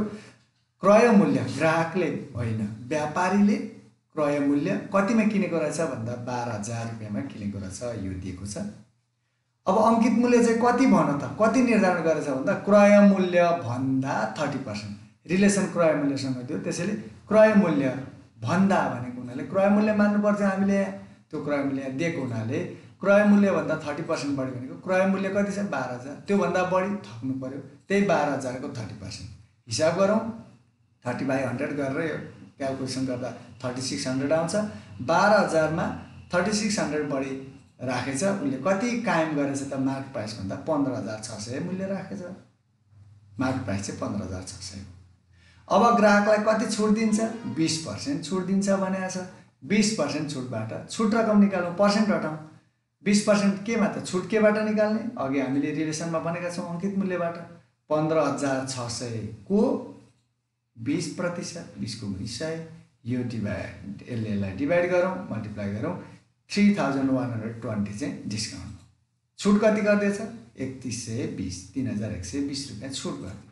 अब छुट त घटाउने, त्यसो भए 15,600 मार्क गरेको वस्तुको मूल्यमा 3,120 रुपियाँ चाहिँ डिस्काउन्ट गर्दा कति भयो त सब्ट्र्याक्ट गर्दा भन्दा 12,480। छुटपछिको मूल्य 12,480 एक्चुअल प्राइस। अब यसमा हो भ्याट लाग्ने। भ्याट कति छ थाहा छैन, भ्याट कति प्रतिशत होला भनेर क्वेसनले सोधेको छ। हामीले मानौँ त्यो भ्याटको प्रतिशत अब आउने हो X% मान्यौँ। अब यो छुटपछिको 12,480 मा चाहिँ X% भ्याट लाग्छ। त्यसैले भ्याटको रकम निकाल्नु, पर्सेन्ट हटाएर 12,480 को X%, X को मुनि 100 डिभाइड गरौँ। यसले 12,480 लाई 124.8 X को X हुन्छ। पोइन्टमा गरेँ मैले। यसलाई भाइ बहिनीहरूले पोइन्टमा नगरेर यो 0 काटेर 2 ले काटेर फ्र्याक्सनमा भिन्नमा राखेर एलसीएमको रिलेसनबाट चाहिँ हिसाब गर्न पनि सकिन्छ। त्यो विधि गर्दा पनि हुन्छ। अझ यो डेसिमल भन्दा त्यो विधि अझ भरपर्दो हुन्छ, किनकि कहिलेकाहीँ यो डिभाइड गरेर डेसिमल आउने नम्बर चाहिँ अन्त्यहीन डेसिमल हुन्छ। ठ्याक्कै एक्युरेट भ्यालु नआएर एउटै मान दोहोरिरहने अन्त्य नहुने खालको आउन सक्छ। त्यस्तो बेलामा त फ्र्याक्सनबाटै गर्नु एक्चुअल भ्यालु आउँछ। मैले यहाँ चाहिँ 100 ले डिभाइड गर्दा पोइन्टमा सजिलो हुने भएकोले यसो गरिदिएँ। 124.8X छ भ्याट रकम। अब भ्याट त जोडिने हो। भ्याट सहितको मूल्य सेलिङ प्राइस कति हुने भयो त भन्दा अघि डिस्काउन्ट गरिदिइसकेपछि 12,480 भएको थियो। त्यसमा यो भ्याट एमाउन्ट जोडियो सेलिङ प्राइसको। हामीले हेर्नुहोस् त 5 स्टेप पुरा गऱ्यौँ। एउटा अङ्कित मूल्य निकाल्यौँ, यहाँ अर्को छुट निकाल्यौँ, दोस्रो तेस्रो छुट घटाएर छुटपछिको मूल्य निकाल्यौँ, चौथो भ्याटको पर्सेन्ट हटाएर भ्याट रकम निकाल्यौँ, पाँचौँ भ्याट जोडेर भ्याट सहितको मूल्य सेलिङ प्राइस निकाल्यौँ। यो त X भएको हो, यो कन्स्ट्यान्ट छ, यो भेरिएबल छ, त्यसैले यो त अनलाइक टर्म हो, जोडिँदैन। कहिलेकाहीँ प्राविधिक रूपले हतार गर्दा आत्तिएको हताश मनस्थितिमा यी अङ्क पनि विद्यार्थीले जोडेर गल्ती गर्ने गरेको पाइन्छ। यसमा ध्यान दिनु आवश्यक हुन्छ। यति 5 स्टेप पुरा गरेको। अब क्वेसनले के भन्न त भन्दा त्यो भ्याट जोडेपछि ग्राहकले त 14,102 रुपियाँ 40 पैसा तिरेको छ। त्यो त ग्राहकले किनेको हो, विक्रेताले बेचेको मूल्य। त्यही सेलिङ प्राइस चाहिँ 14,102 रुपियाँ 40 पैसा भनेको छ। यो क्वेसनले त्यो दिएको छ। अब एसपी कति आएको छ त हाम्रो हिसाब गर्दै जाँदा भन्दा 12,480 प्लस 124.8X छ। त्यो एसपीको ठाउँमा राख्यौँ, 14,102 रुपियाँ 40 पैसा छँदैछ। अब यो X मात्र 124.8 राखेर यो 12,480 उता राइट ह्यान्ड साइडतिर लैजाँदा नेगेटिभ भएर गयो, माइनस भएर गयो। अब X मात्र राख्दा यो 14,102 बाट 4.4 बाट 12,480 घटाउँदा 1,622 रुपियाँ 40 पैसा रहन्छ। X मात्र राख्यो भने 124.8 चाहिँ डिभाइडमा जान्छ। डिभाइड गरौँ, 13 आयो। अब X बराबर 13 आयो। के हो त यो X भनेको? हामीले केलाई मानेका थियौँ? भ्याटलाई। त्यसो भ्याट त पर्सेन्टमा मानेको छौँ, X%। त्यसो भ्याटको दर कति होला भनेको त्यो भ्याटको प्रतिशत 13% रहेछ भनेर यसरी हामी समस्या समाधान गर्न सक्छौँ। यदि ग्राहकले कति भ्याट तिरेछ भन्यो भने अब फेरि के गर्ने होला भनेर विद्यार्थी भाइ बहिनीहरू हताश हुनु आवश्यकतै छैन, किनकि X को भ्यालु हामीले 13 निकाल्यौँ। भ्याट कति तिर्यो भन्यो नि यहाँ छ नि त भ्याट रकम। भ्याट रकममा कहाँ छ त्यही X लगेर चाहिँ X को भ्यालु राखिदिने। वास्तविक कति तिरेछ भन्ने आयो भने यहाँनिर जुन ठाउँको मान निकाल भन्छ X को त्यो मानेको भेरिएबलको भ्यालु आउने बित्तिकै त्यो भ्यालु कहाँ लगेर सब्स्टिट्युट गर्ने भन्नेतिर मात्र योजना बनाउने हो। फेरि त्यत्रो धेरै हिसाब गर्ने गरेको क्वेसनहरू सोध्दैन। यो प्रश्न एकदम परीक्षाका लागि महत्त्वपूर्ण मोडलका प्रश्नहरू हुन् यिनीहरू। यसरी हामीले अलिअलि केही उदाहरणहरू छलफल गर्दैछौँ। आदरणीय शुभचिन्तक महानुभावहरू तथा विद्यार्थी भाइ बहिनीहरू, यदि कुनै जिज्ञासा भए हामीलाई चाहिँ तपाईहरूले कमेन्ट गर्न सक्नुहुनेछ। यो मिनिमाइज गर्दा हुन्छ सर? तपाईहरूले कमेन्ट गर्न सक्नुहुनेछ। हामी त्यसलाई सम्बोधन गर्ने पनि प्रयत्न गर्नेछौँ। यहाँहरूलाई यो परीक्षाका लागि उपयोगी हुने खालि यो विषयवस्तुको डिटेल जानकारी भन्दा पनि एसई परीक्षाका लागि अध्ययन गरिसकेका विद्यार्थीहरूले, कोर्स कम्प्लिट गरिसकेका विद्यार्थीहरूले परीक्षाका लागि कति तयारी हुने भनेर मात्रै एक्जाम ओरिएन्टेड, एक्जाम भ्यूले मात्रै हामी केही उदाहरणहरू पस्किरहेका छौँ। अब अर्को उदाहरणमा जाउँ। अलि घुमाएरै सोध्ने क्वेसनहरू हुन्छ यिनीहरू। यस्तो क्वेसनहरूमा हामीले अलिकति बढी प्र्याक्टिसै गर्नुपर्छ। आज निकै मार्क चाहिँ 7 मार्क, तर निकै घुमाएर सोध्ने पाठमध्ये एउटा पाठ हो यो नाफा नोक्सान छुट ब्याज जोडिएको। यो पाठलाई हामीले उदाहरणहरूसहित छलफल गर्दैछौँ। यसलाई आज मात्रै नभएर भोलि पनि यसका केही अभ्यासहरू उदाहरणहरू म यहाँहरूसँग भोलि पनि बिहान 7:30 बजे उपस्थित हुनेछु। त्यति बेला अरू थप उदाहरणहरू हामी छलफल गर्नेछौँ र भोलि अर्को पाठको पनि केही कुरा चाहिँ हामी छलफल गर्छौँ। अब हामी लगभग यो पाठमा एउटा उदाहरण, महत्त्वपूर्ण उदाहरणलाई फेरि छलफल गर्दैछौँ। यहाँ एउटा क्वेसन दिएको छ, नेपालको बजारमा 5000 वटा ढाका टोपी प्रति गोटा एउटालाई रु 400 का दरले किनियो।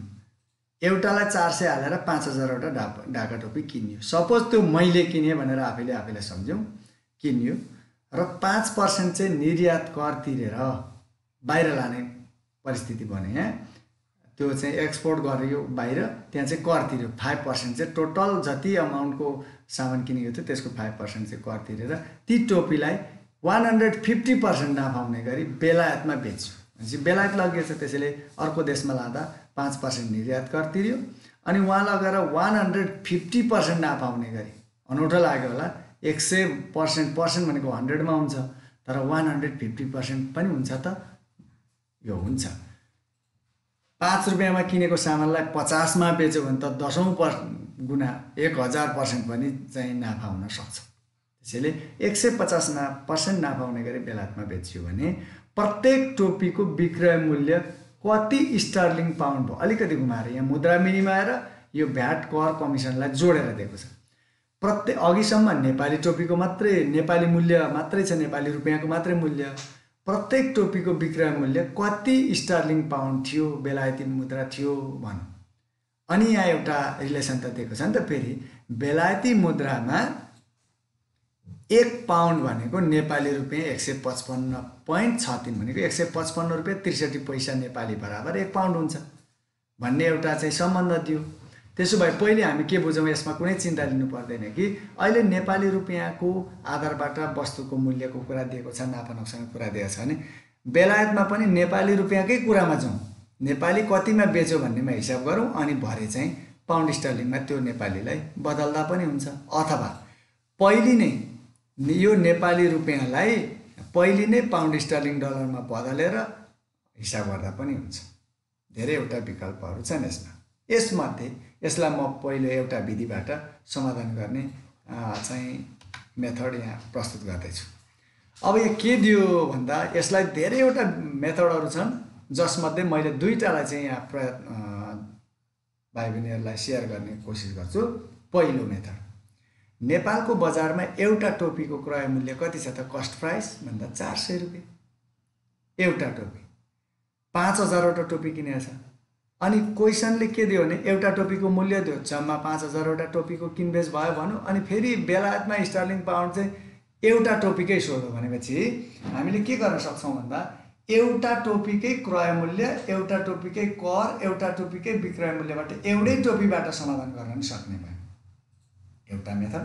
अर्को होइन, 5000 वटा टोपी भनेको छ, 5000 लाई पनि प्रयोग गरौँ त भन्दा एउटा टोपीलाई 400 पर्यो भने 5000 वटालाई कति पर्यो? 5000 वटाको किनेको मूल्य, 5000 वटाकै कर र 5000 वटाकै नाफालाई हिसाब गरेर 5000 वटाकै बेचेको मूल्यबाट अनि अन्तिममा फेरि एउटा टोपीमा फर्कन पनि सक्छौँ। अब यहाँ मैले एउटा टोपीको क्रय मूल्य 400 दिएको कुरा टिप्पण गरेँ, भाइ बहिनीहरूले त्यो टिप्पण गर्नुपर्छ। अब यहाँ मैले एउटा टोपीबाट मात्रै समाधान गर्ने प्रयत्न गरेँ है त, बुझौँ है। एउटा टोपीको क्रय मूल्य कति छ? 400। अब कर कति तिर्यो त निर्यात कर भन्दा? 5%। त्यसो भए एउटा टोपीलाई कति कर लाग्दो रहेछ भन्दा 400 को 5% लाग्यो। कति रुपियाँ लाग्यो? 20 रुपियाँ कर लाग्यो।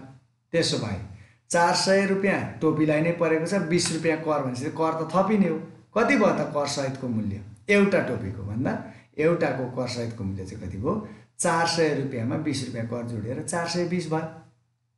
420 भयो। अब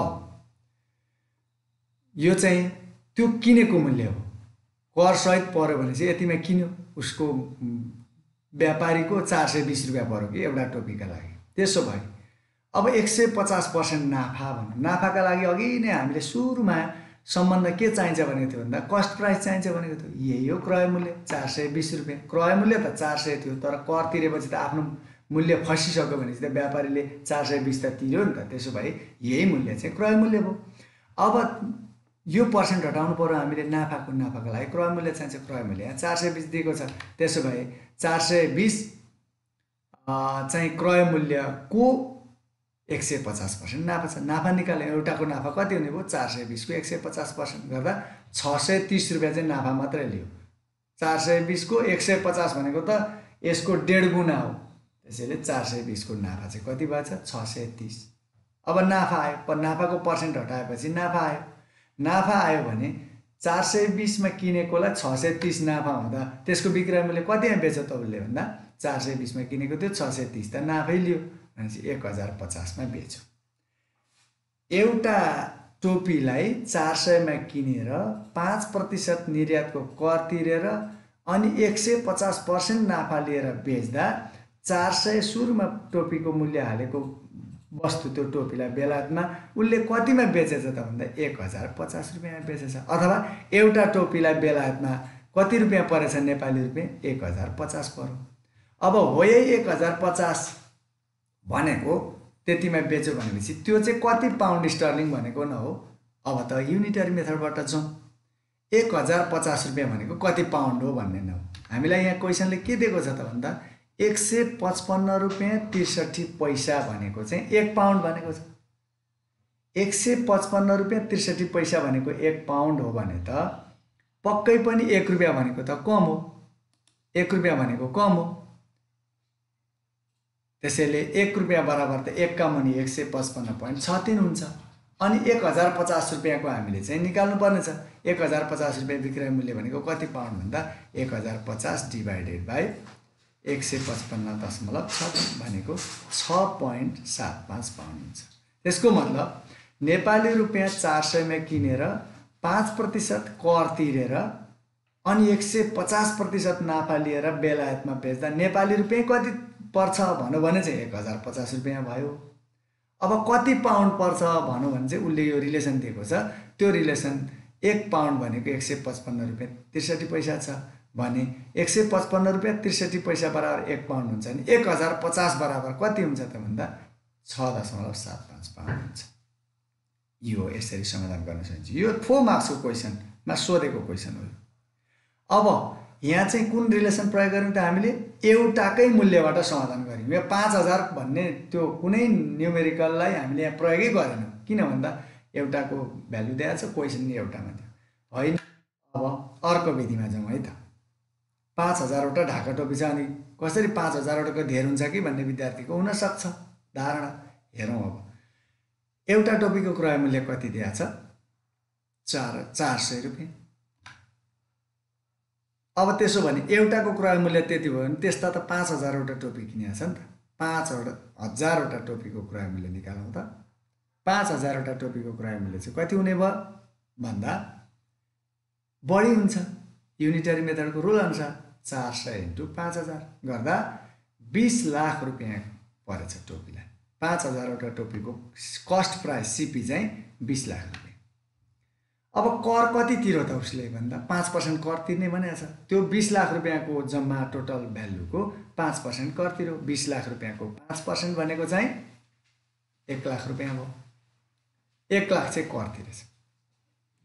अब त्यो 1 लाख कर तिरेपछि त्यो वस्तुलाई कति पर्यो त भन्दा कर सहितको मूल्य चाहिँ 20 लाख चाहिँ टोपीलाई किन्दा परेको थियो 1 लाख रुपियाँ कर गर्दा 21 लाख रुपियाँ चाहिँ कर सहितको मूल्य भयो। त्यो पनि किन्ने मान्छेको पैसा लागेको छ, त्यसैले कर सहितको मूल्य 21 लाख।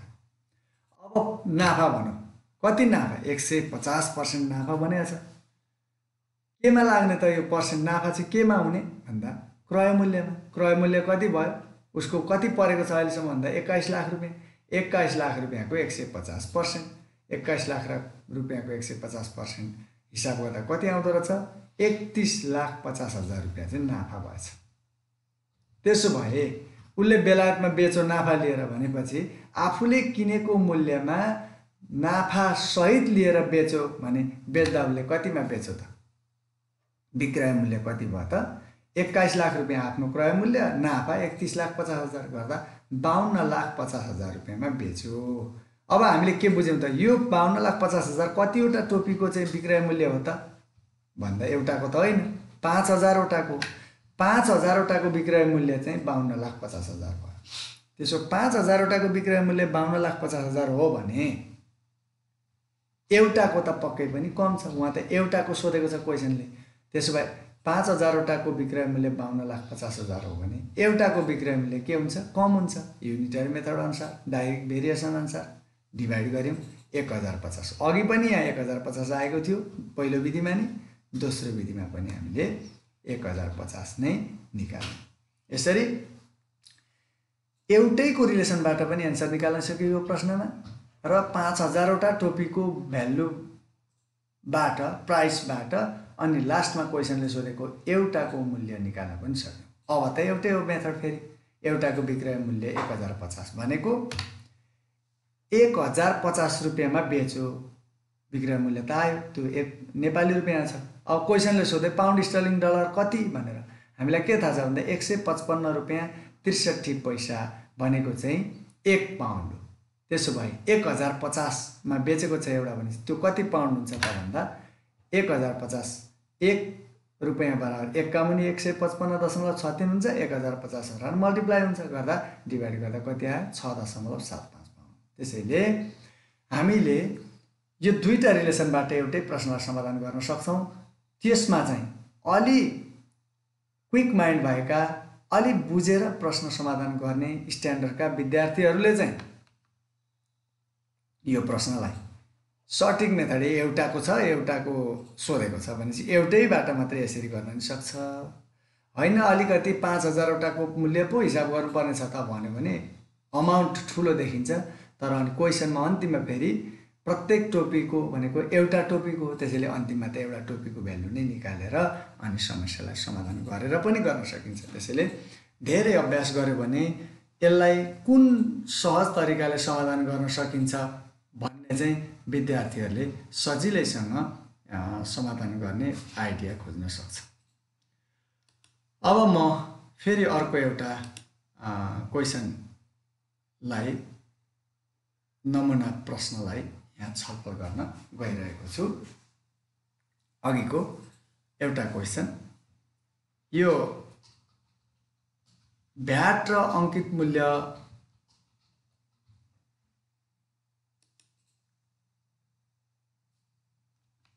जोडिएको रिलेसन जुन थियो त्यो हामीले छलफल गऱ्यौँ अघि। अब अहिले चाहिँ हामी अर्को एउटा रिलेसन जसमा अलिकति फरक खालको सम्बन्ध दिएको छ त्यो सम्बन्धलाई हामी हेर्ने कोसिस गरौँ। एउटा क्वेसन छ यहाँ, the mark price of a mobile, एउटा मोबाइलको मार्क प्राइस चाहिँ 2000 छ। If the shopkeeper allows some discount, here is not given the rate of discount, दिएको छैन, एन्ड अ कस्टमर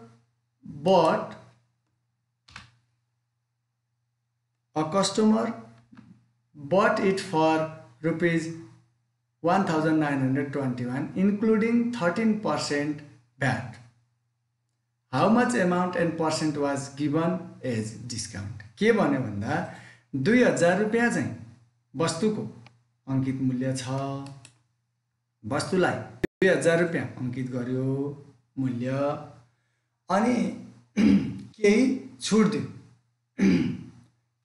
दियो र ग्राहकले चाहिँ 1,921 मा किन्यो। कसरी किन्यो भन्दा 13% भ्याट जोडेपछि 1,919 मा किन्यो भने छुटको कति प्रतिशत छुट दिएको रहेछ र कति रकम छुट दिएको रहेछ भनेर क्वेसनले सोध्यो। अब यहाँ के दियो त, अङ्कित मूल्य 2,000 दियो, छुट अब त्यस पछाडि छुट हो, छुट नै दिएको छैन, क्वेसनले सोधेको छ। पहिले त भ्याटभन्दा पहिला त छुट पाउने हो, त्यसैले छुट नदिएको हुनाले छुटको प्रतिशत कति भनेको हुनाले छुटको प्रतिशतलाई यक्स मान्यौँ हामीले। अब म 5 स्टेप अघि मैले भने थिएँ त्यसलाई फलो गरौँ है त। अङ्कित मूल्य दिएको छ लेख्यौँ, दोस्रो छुट प्रतिशत नदिएको हुनाले मान्यौँ। अब छुटको प्रतिशत हटाउने हो हाम्रो काम, छुट रकम निकालौँ। त्यही 2000 अङ्कित मूल्यको x% 2000 को x% गर्दा 20x भयो डिस्काउन्ट छुट निकाल्यौँ तेस्रो स्टेप। दोस्रो स्टेप अब तेस्रो छुट भनेको त घटाउने हो 2000 मा 20x चाहिँ सब्ट्र्याक्ट गर्यौँ छुटपछिको मूल्य चाहिँ कति भयो 2000 माइनस 20x भयो। अब भ्याट कति पर्सेन्ट भनेको छ 13%। अब भ्याट चाहिँ यो छुटपछिको मूल्य वास्तविक मूल्यमा लाग्ने हो 2000 माइनस 20x को 13% चाहिँ भ्याट लाग्छ। अब मैले यहाँ अलिकति छिटो गरेको छु 13 लाई 100 ले डिभाइड गरेर 0.13 हुन्छ। त्यो 0.13 ले त दुवैलाई मल्टिप्लाई हुन्छ 0.13 ले 2000 लाई मल्टिप्लाई गर्दा 260 माइनस 0.13 ले 20 लाई मल्टिप्लाई गर्दा 2.6x यो भ्याट रकम हो। अब भ्याट त थपिने हो त्यसो भ्याट जोड भ्याट सहितको मूल्य कति हुने भयो भन्दा 2000 माइनस 20x चाहिँ छुट घटाएपछि आएको थियो एक्चुअल प्राइस यति त्यसमा यो भ्याट एमाउन्ट जोडियो 260 माइनस 2.6x यो जोड कति हुँदो रहेछ यता जाउँ हामी 2000 मा 260 जोड्दा 2260 भयो अनि माइनस 20x र माइनस 2x माइनस माइनस त जोडिन्छ प्लस हुन्छ 22.6x। हामीले 5 स्टेप पुरा गर्यौं हेर्नुहोस् पहिलो अङ्कित मूल्य दोस्रो छुट रकम तेस्रो छुटपछिको मूल्य चौथो भ्याट रकम पाँचौं भ्याट सहितको मूल्य सेलिङ प्राइस निकाल्यो। अब क्वेशनले के भन्यो भन्दा ग्राहकले कतिमा किन्यो 1921 मा 1921 मा किन्यो भनेको ग्राहकले किन्नु भनेको व्यापारीले बेच्नु सेलिङ प्राइस चाहिँ कति छ 1921। यहाँ किनिएको भनेको उनीहरूले क्रय मूल्य सम्झिन सक्छ विद्यार्थीहरूले तर भाइ बहिनीहरूले के बुझ्नुपर्छ भन्दा किन्नेले किन्यो त्यो कसले बेचेको त भन्दा ग्राहकले बेचेको त होइन व्यापारीले बेचेको यो भ्याट लगाएको व्यापारीले सरकारले हो लिएको छ व्यापारीले डिस्काउन्ट दिएको व्यापारीले हो त्यसैले बेच्ने मान्छेको मूल्य भएको हुनाले यो किनिएको भने पनि यो मूल्य सेलिङ प्राइस हो। सधैँ भ्याट जोडिएपछि आउने मूल्य किनेको जेसुकै नाम भए पनि यो भ्याट र डिस्काउन्ट भनेको व्यापारीले दिनुभएको हुनाले त्यसलाई हामीले सेलिङ प्राइस भन्छौँ। र सेलिङ प्राइस चाहिँ कति आयो त भन्दा हाम्रो 2260 माइनस 22.6x इक्वल टु 1921। यसलाई सल्भ गरौँ त मैले अलि यो माइनस भएकोलाई पछाडि लगेँ 2260 अगाडि छ यो 1919 लाई अगाडि ल्यायो माइनस भयो यो माइनस भएको 22.6 लाई पछाडि लग्यो 22.6 भयो। अब यो सब्ट्र्याक्ट गर्दा कति आयो त भन्दा 2260 मा 1921 घटाउँदा 339 हुन्छ 339 x मात्रै राख्नु भनेको यो त मुनि जान्छ x इक्वल टु यो यसको डिफरेन्स 339 डिभाइडेड बाइ 22.6 गर्दा 15 आयो। x भनेको केलाई मानेको थियौं हामीले छुटको प्रतिशत कति भन्दा x% त्यसो भए छुटको प्रतिशत 15% हुने भयो हामीले थाहा पायौं एउटा त आयो छुटको प्रतिशत। अब how much amount was given as discount भनेको छ छुट कति दिएको थियो त भनेर सोध्यो क्वेशनले। छुट रकम पनि पत्ता लाऊ भन्यो कहाँ छ छुट रकम x को भ्यालु आइसक्यो भनेपछि अब हामीले यही नै एन्सर होइन भने फर्केर हेरौँ काहीँ न काहीँ छुट रकम छ हामीले एक स्टेपमा छुट रकम गरिसकेका छौँ। छुट रकम इक्वल टु चाहिँ 20x भयो त्यसबाट 20x को भ्यालु राख्नु 15 र 20 को प्रोडक्ट 300। यदि मैले 5 स्टेप भाइ बहिनीहरूलाई फलो गर्नुहोस् किन भनेको भन्दा यदि हामीले छुट प्रतिशत x मानेर एकैचोटि 2000 माइनस 2000 को 20% x% गरेको भए त हामीले यो 20x देखिँदैन थियो एकैचोटि यो भ्यालु देख्थ्यौं अनि फेरि छुट रकम निकाल्नलाई त्यो 2000 को 15% गरो अनि फेरि घटाउनै पर्थ्यो फेरि एउटै काम दोहोर्याउनु पर्ने हुनु भएको हुनाले समयको बचत गर्नका लागि यी चरणबद्ध काम गर्यो भने त्यो भ्यालु ल्याएर यहाँ सब्स्टिट्युट गर्ने मात्रै हुन्छ 300। त्यसैले यो क्वेशन अनुसार कति रकम छुट दिएको थियो कति पर्सेन्ट छुट पाएको थियो भन्दा 15% छुट दिएको रहेछ छुट चाहिँ 300 रुपैयाँ पाएछ भन्न सक्छौं। यही क्वेशनमा भ्याट चाहिँ कति तिरेछ भनेर नि सोध्न सक्छ। यदि त्यस्तो सोध्यो भने भ्याट कति तिर्यो भनेर भ्याटको अमाउन्ट निकाल्नु पर्यो नि हामीले यहाँ गरेका छौं त्यही 13% भ्याटबाट भ्याट रकम निकालेका छौं। यो भ्याट रकम x को रूपमा आएको भ्याट रकममा x को भ्यालु ल्याएर सब्ट्र्याक्ट गर्दाखेरि ठ्याक्कै भ्याटको अमाउन्ट आउँछ। त्यसैले यो 5 स्टेपलाई फलो गर्ने प्रयत्न गर्दा कस्तो हुन्छ भाइ बहिनीहरूले परीक्षण गरेर वर्षको यो अलि घुमाएर दिने क्वेशन भएको हुनाले यो 5 स्टेपलाई फलो गऱ्यौँ भने जति घुमाएर दिए पनि हामी चरणबद्ध काम गऱ्यौँ भने समस्यामा पर्दैनौँ भन्ने मेरो सल्लाह भाइ बहिनीहरूलाई रहेको छ। अब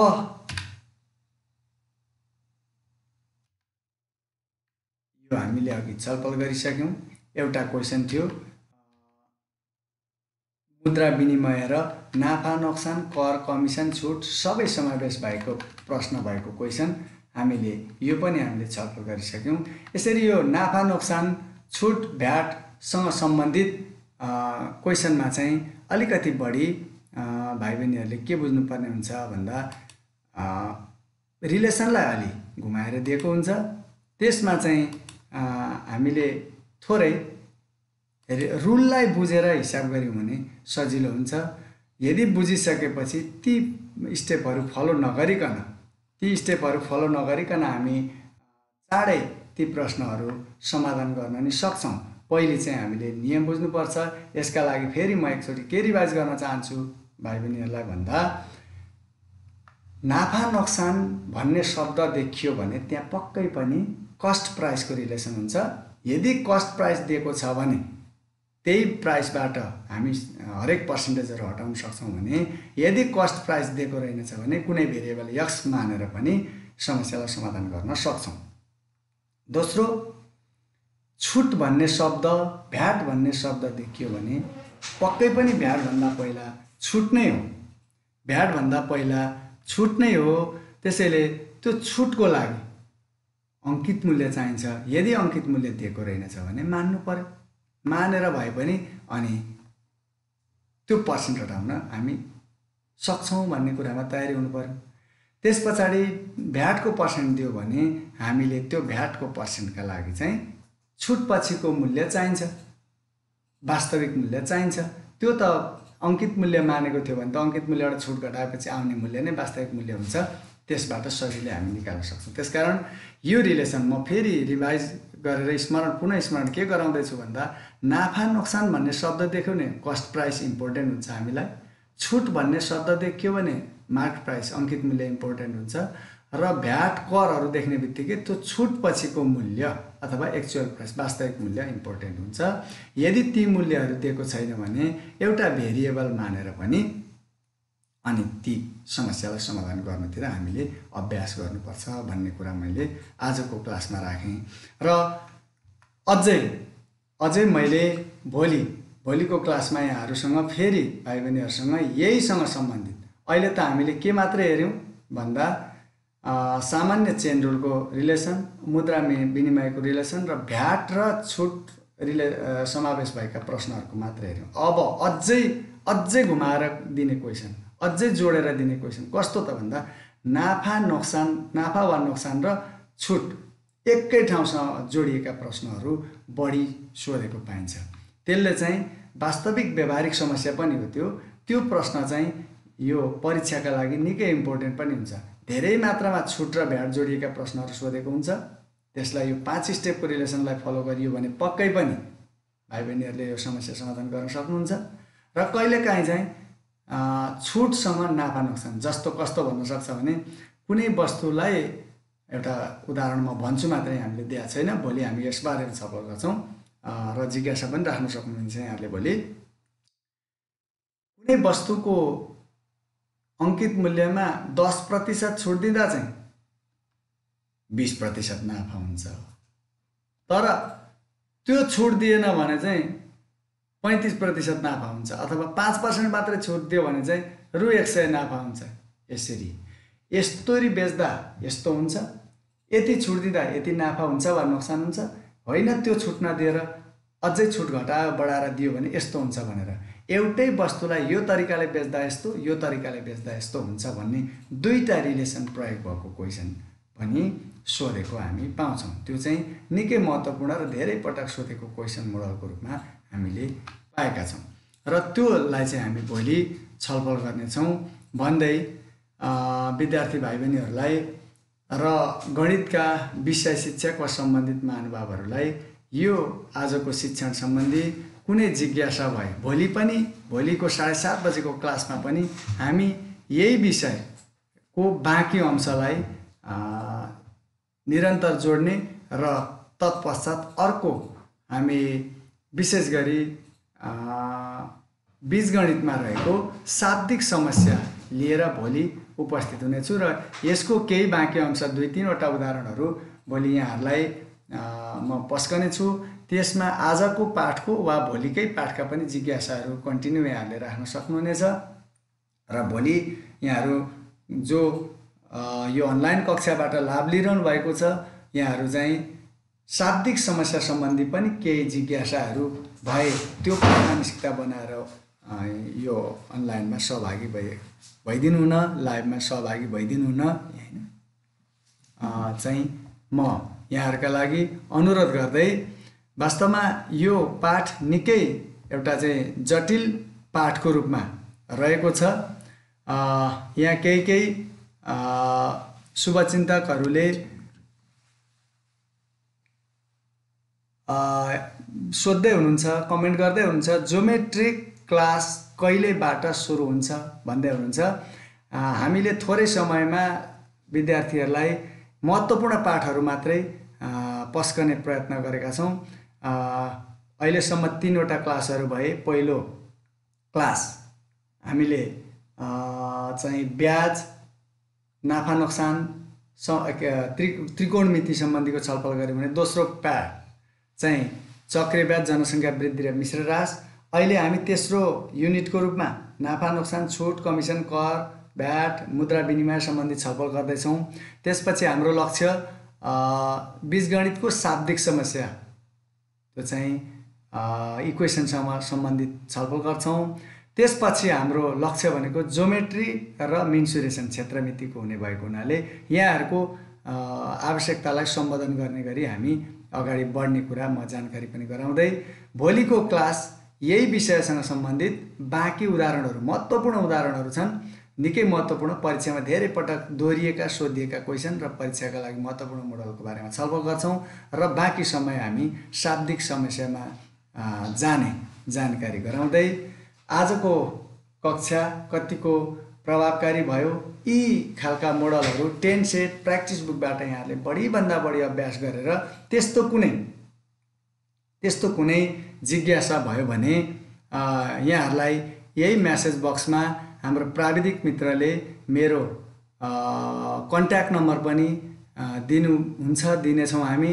म्यासेज बक्समा यहाँहरूले म्यासेज गरेर अथवा फोन कन्ट्याक्ट गरेर पनि आइडिया लिएर भोलिका क्लासमा आफ्ना जिज्ञासाहरू राखेर पनि यहाँहरूको समस्या समाधान गर्न हामीसँग सहकार्य गर्नुहुनेछ भन्ने विश्वाससहित यो महत्त्वपूर्ण 7 अङ्कको प्रश्न सोध्ने नाफा नोक्सान, कमिसन, कर, छुट, भ्याट, मुद्रा विनिमय सबैको एउटा संयोजन भएको पाठको प्रस्तुति मध्ये पहिलो दिनको प्रस्तुतिबाट आज म विषय शिक्षक महेन्द्र माध्यमिक विद्यालय मानेभन्ज्याङको गणित विषयको शिक्षक मेदिनी घिमिरे र यो प्रविधिमा साथ दिनुहुने हाम्रो अनुप तामाङ, कम्प्युटर इन्जिनियर अनुप तामाङ, हामी दुवै बिदा माग्छौँ र भोलि 7:30 बजे फेरि यही पाठबाट जोडिएर अर्को पाठमा हामी जाने गरी भोलि उपस्थित हुने बाचासहित आज हामी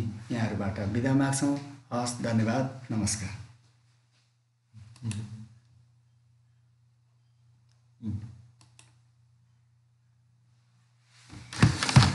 कमेन्ट हेरेर चाहिँ मैले आज कमेन्ट नै आएन सर, आज कमेन्ट आएकै छैन। आज भ्युवर पनि थोरै हुन थालेछन्, कमै छ। आज के देख्यो?